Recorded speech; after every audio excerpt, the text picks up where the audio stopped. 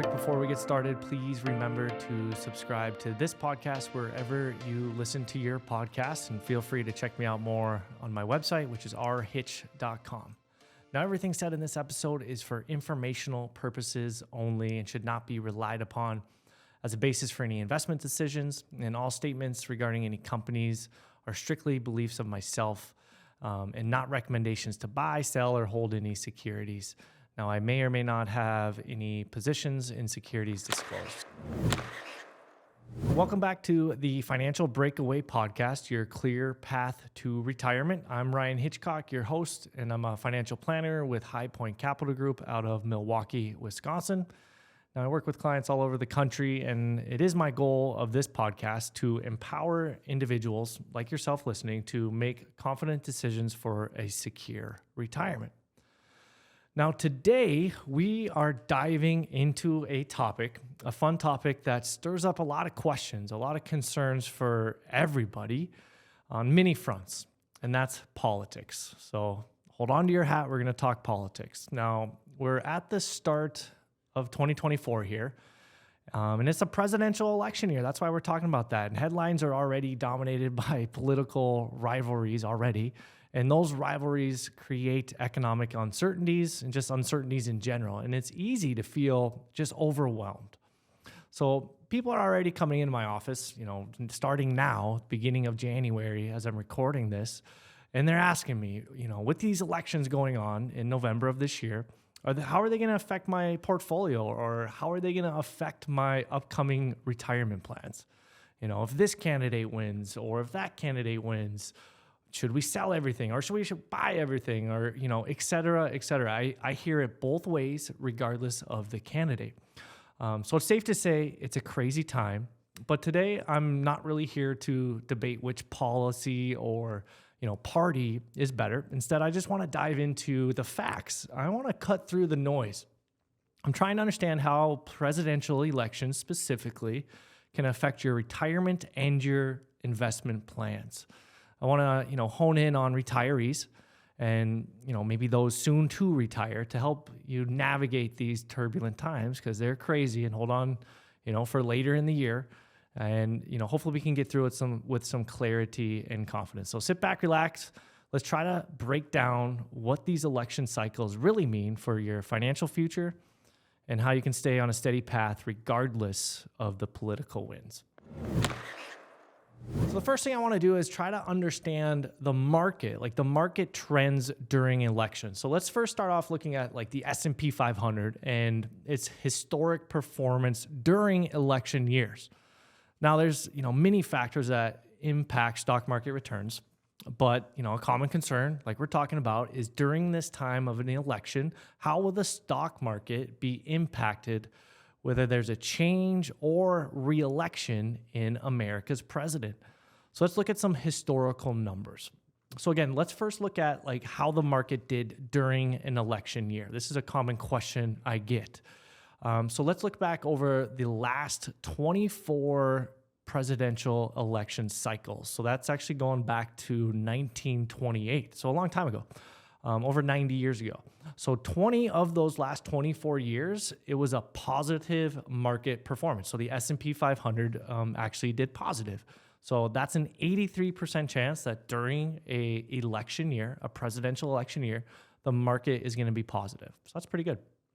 Now, when we kind of zoom in on that, when a Democrat is in office, and which we have, Joe Biden as our president is a Democrat. And if the Democrat was reelected, the total return for the S&P 500 averaged 15% that year. And if you reverse that, if a Democrat's in office and a Republican gets elected, the total return for the market that year was 12.9%. So both very positive numbers, if you can see. Now, if you average out, whoever gets elected in an election year, the market actually averages 11.5%. And that's actually more than the average of the S&P 500 over its existence. So that's a good thing. And I think people would be surprised to learn that. Now let's look at that a little bit further and look at how the first year of a 4-year presidential term went. So how did the first year in the market after they were elected for a president look? And so if we look back, the last 12 presidential terms, so I'm looking back at 1976 of the S&P 500, if a Democrat got elected, the average return on the S&P 500 was 20%, actually a little bit over 20.6%. And if a Republican got elected, it was 12.3. So a little bit of a win towards the Democrats on that side, if you want to, chalk it up that way. If you look at some bigger years for Democrats in that time frame from 1976 to 2022 on the S&P 500, the Democrats presidential person at that time had a few years where the market actually made over 25%. And that was the year 1997, 09, 2013, and 2021, while the Republicans had a handful of years in 85, 89, and only 2017, that was over 25%. So the last thing I want to look at is, the S&P 500 performance over a 4-year election cycle. So the first thing we looked at was, how did the market perform during an election year? The second thing we looked at was how did the market perform in the first year of their term? And now we're looking at the performance of the market over their 4-year cycle. And so what you'll see is that the S&P 500 over those 92 years, looking back to 1928, it's seen a positive performance 73% of the time. And so what that means is that the average total return over a 4-year term for any president is 46%, a little bit over 46%. When you break it down, the Republicans, if there's a Republican in the office, the average total return was 7.85% a year on an average annual return, while the Democrats did a little bit better with 14.9% a year average annual return.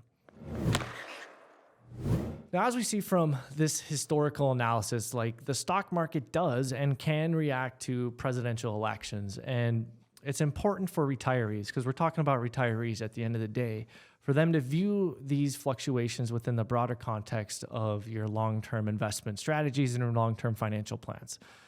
What's interesting is the data shows predominantly that the market reacts positively during most election years or cycles, regardless of whatever party comes to be elected. And so this just underscores the importance of not making any hasty investment decisions, solely based on whoever might or might not, or whoever does or does not get elected for president. For retirees, the focus should remain on the diversified and balanced portfolio. When we're talking about investments and your long-term financial plan that's tailored specifically to your goals and your risk tolerance. These presidential elections, they are significant events, obviously, but they're just one of many, many factors that influence the stock market. Your retirement plan should be equipped to navigate these, and other variables over time as well.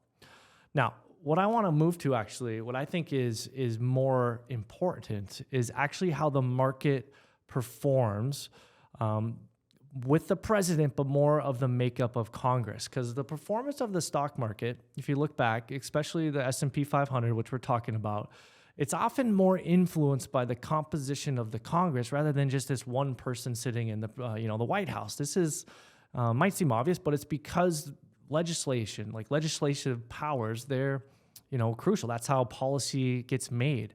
And that relies in the power of Congress. So the balance between the House and the Senate and their alignment with the presidency, or their opposition to the presidency, I should say, this can significantly impact the market.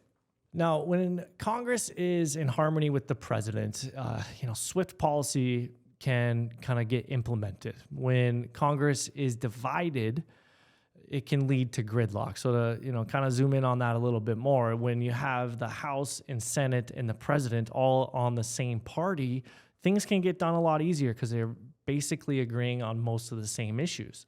Compared to if you have a Democratic president and Republican House or Senate, that's causing gridlock and things don't move as fast through legislation and laws don't get changed as much. So when when I look at this, in my view, I think this is actually the most crucial thing to analyze when it comes in terms of, looking at retirement planning and investment planning and politics. Like, what are the effects of politics on my investments in retirement?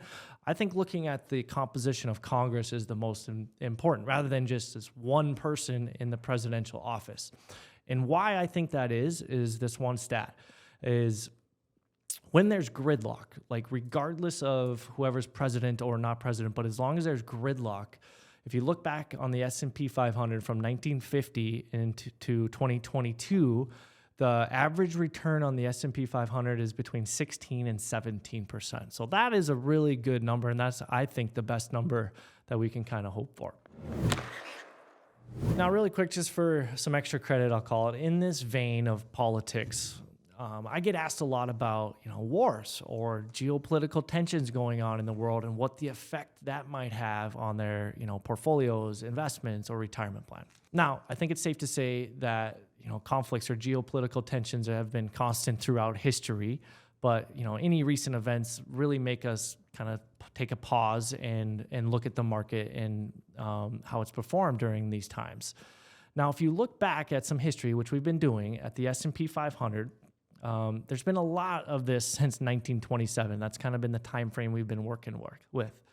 And what you'll see is that it might temporarily cause the market to have some shocks or the market to go down. But if you look at the market's overall trend line, what you'll see is that it goes up and to the right, which means it's been positive, and it's very resilient over time. And so I just wanted to mention that, and hopefully that can help you maintain this long-term perspective that you really need to have in times of investing, but especially during times of geopolitical tensions or wars or elections. So as I conclude today's episode, I want to really leave you with this thought. Your retirement plan, it's a roadmap for your future. While it's important to stay informed, about how political events might affect your, portfolio or the market, it's equally important to not let these events dictate your retirement strategy. You need to stay focused on your goals and trust the plan you've made and that you've put into place. So that's it for me today. I hope you enjoyed today's discussion. Hopefully it's been a little bit more reassuring on the political environment. So until next time, stay steady, stay informed, and most importantly, stay focused on your retirement goals. High Point Capital Group is located at 1200 North Mayfair Road, Suite 300, Milwaukee, Wisconsin 53226. Phone number 414-253-4600. Securities and investment advisory services offered through Osaic Wealth, Inc., member FINRA, SIPC. Osaic Wealth is separately owned in other entities and/or marketing names, products, or services referenced here are independent of Osaic Wealth. Views expressed here should not be construed directly or indirectly as an offer to buy or sell any securities or services mentioned here. Investing is subject to risks, including loss of principal.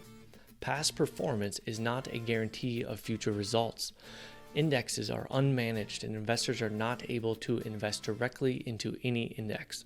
Sector investing may involve a greater degree of risk than investments with broader diversification.